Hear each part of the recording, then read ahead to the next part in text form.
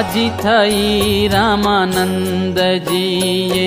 लीधा पत्र ते बेउ हाथ वर्णी आव्यानी वात वाची राजी थया आपे नाथ पोता विषे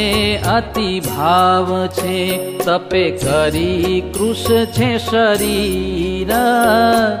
एवा वचन विचारीने आव्या पोताने नयने नीर गदगद कंठे गिरा थई धीरा रहीने वाच्या कागळ पछी ते हनी वार्ता कही हरिजनने आगळ्या सुंदर आदि सत्संगी सुणवा आव्या सहु कोया नीलकंठजीना गुण ने कहता सुनता तृप्त न होया।